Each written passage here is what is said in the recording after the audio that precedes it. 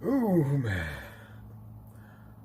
I took a look on the MCU chart, what film follows which one, and they took all the information from the future projects of the future projects, and oh man, they said we are simplifying the MCU so it will be easier to follow from now on.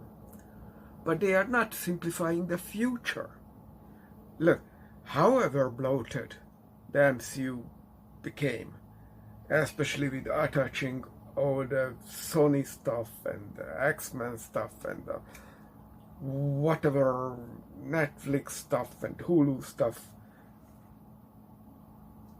it was there if you wanted to check it out. Maybe it wasn't good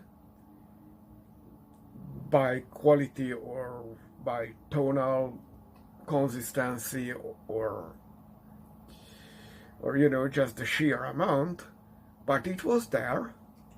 They made it, so it was part of it. Except what wasn't, there is the what if, and there was a couple of things like Agent of Shield season 3 plus that was dubious continuity, to say the very least, and some were already retconned, like Agent Carter, both the one shot and the series. But when you take into account especially the information that all three Hawks will appear at the same time, so they don't want you to know about the Edward Norton Hawk movie. And I was, okay, what else they don't want you to know about? They don't want you know about the Sonyverse, most if not all of the X-Men universe. They only want one timeline, the first class timeline, as far as I can tell at this point. Maybe they will delete that too. Like, the big question mark is on the Defenders members. Will they return? Will they be forgotten? I don't know, and no one knows. And considering that they made that Iron Fist miniseries, animated miniseries, I have the suspicion that they want you to forget all about those two. They definitely want you to forget about the Punisher series. And, well, they did not delete that blind guy series, but they very much cut it too short, so everybody else from that series is gone. So your guess is as good as mine. At least 50% of the past is gone now, and the movie isn't even released. They want you to forget the Loki series. I'm that serious. Loki could not come out from his throne. That's the deal. It wouldn't be a problem that Captain America went back to the past because of Loki. That was all supposed to be fine.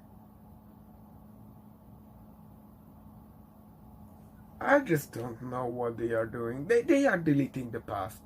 And that's so much a letdown. Why am I talking about that when we are at the last Amityville movie? It won't be the last review I'm making, obviously, very obviously. And oh crap, I just did a mistake.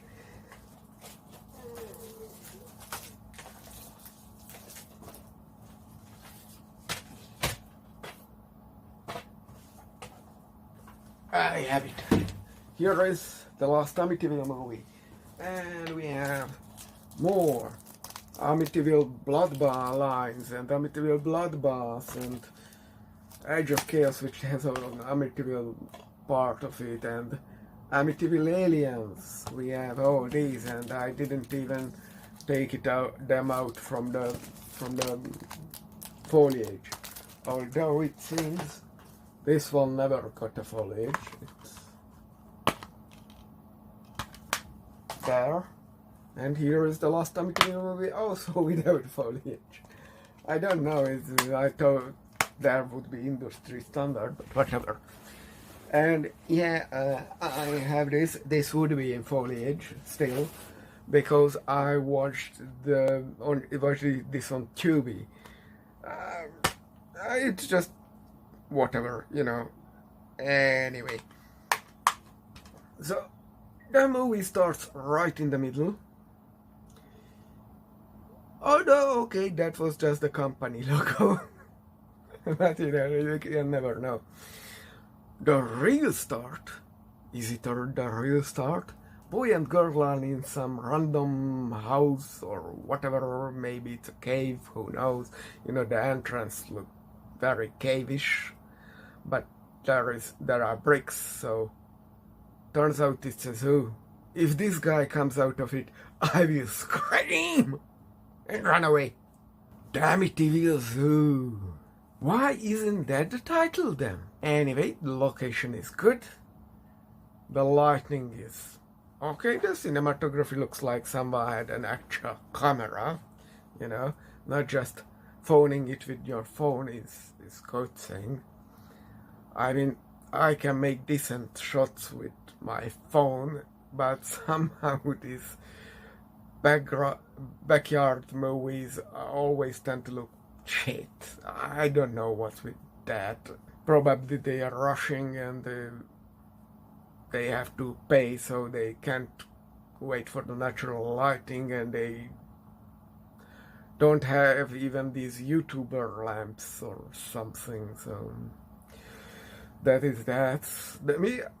Either way, they find the sword, though they call it a knife, something from Amityville House, with which the Defoes were killed.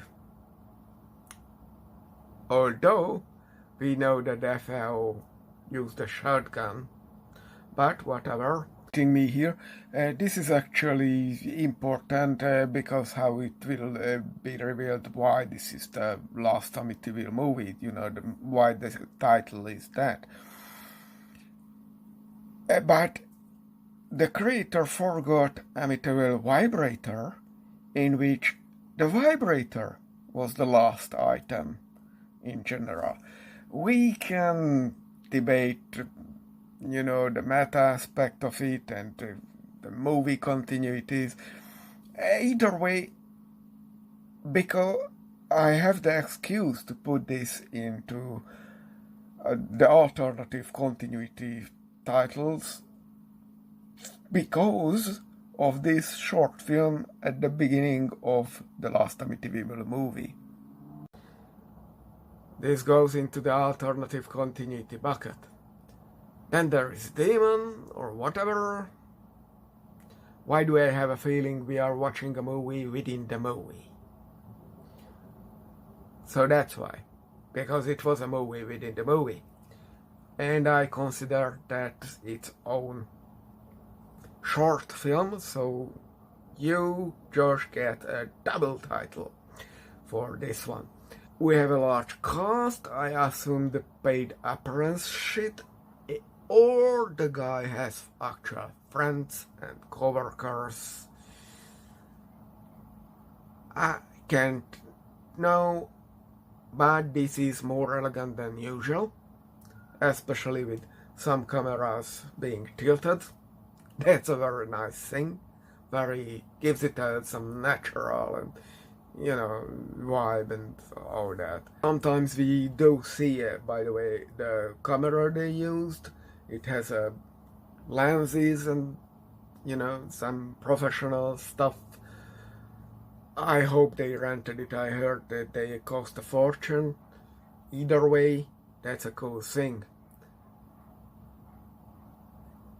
Considering what this movie is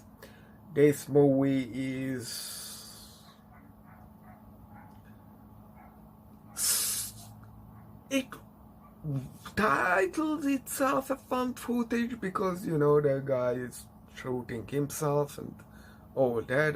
But if we are honest, it is a YouTuber movie.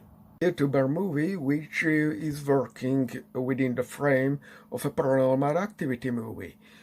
But, you know, he's doing the usual YouTuber stuff, but we now see some backstage footage and all that. So prepare yourself for that kind of experience.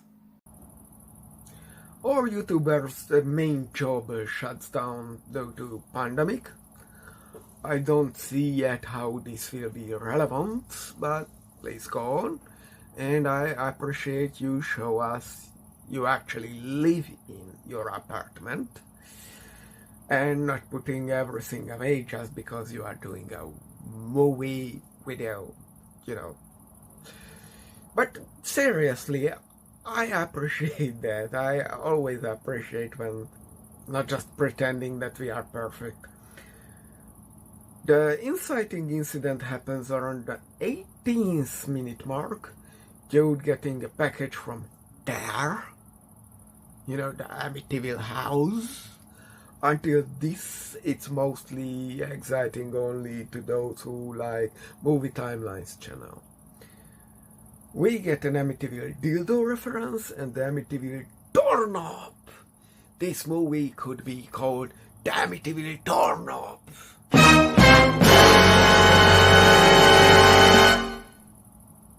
From then on, we mostly go to be a paranormal activity style movie.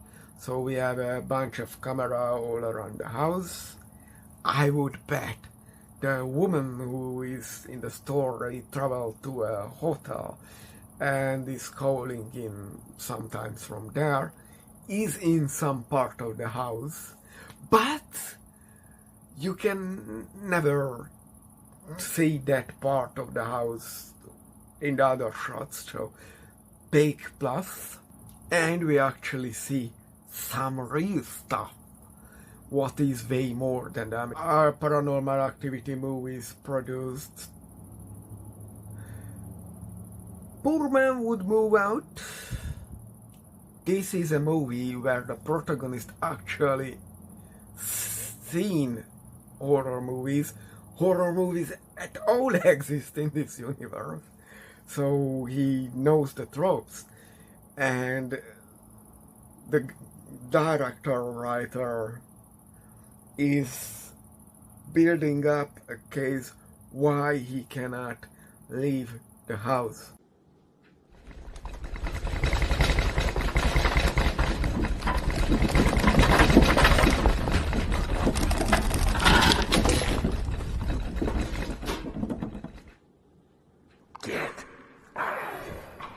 And go where, asshole?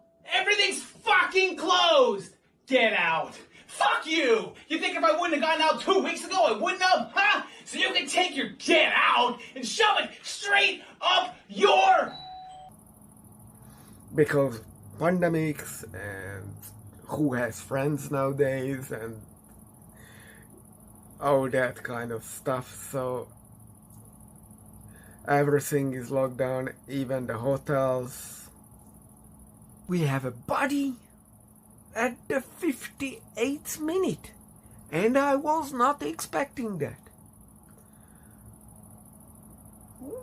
I could complain that we dragged it out the 1 hour mark to things start to happen, but that wouldn't be fair because things actually did happen. But I genuinely did not expect any person to die in this movie.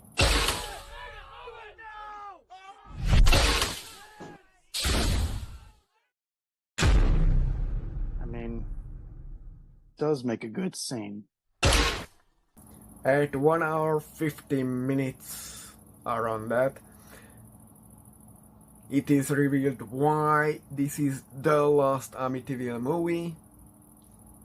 We are going meta because the writer, director Josh Spiegel came up with this idea that we have all these Amityville movies, especially the crappy ones, because there is a real curse.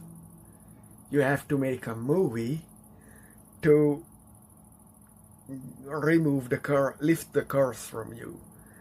And, the average Joe making a movie won't be good, because just go out and try to make a movie, it will be crap. It will be better, probably, in continuity, if you give like 2 minutes of thing to the whole thing and not just shoot Zen style.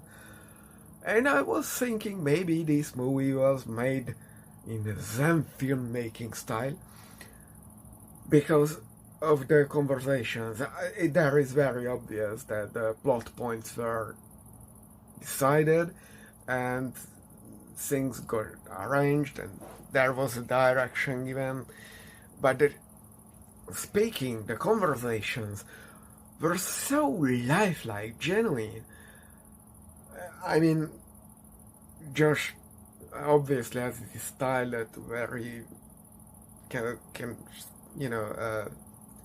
do this, that's mostly memorizing, then speak it however it comes out.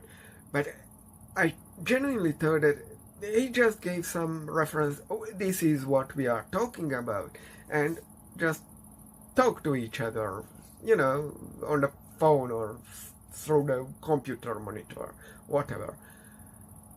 And they did a great work. It's not acting, in the traditional sense. It comes out as natural as it can, like it's real people making real conversations. Without a script, although you definitely notice that, at least clue points were given out, so this is the frame we are talking within, and this and this and this happened. But I went there and asked Josh, was there a script or you improvised most of it? And he assured me. He commented back, big thank you. Yes, there was a script. The dialogue was written. It wasn't entirely fixed, but it was written. On this week's video, it may be my last one. This week we're talking about movies. And I suppose we talk about movies every week, but today, this video, we're getting meta. I don't know if you guys have been keeping up with the update videos that I've been posting, but I'm making this movie now, and the movie needs an ending to break this curse. And it seems like I have enough footage now, like the runtime. I had entertainment. It's you have to accustom yourself to the thought that this is like watching a YouTube video. But this is not a simple YouTube video. This is elevated to the level of a movie. So if these on the screen movies would learn from this, that could grow out as something people would accept watching. So again, this was a surprisingly good one, decent one,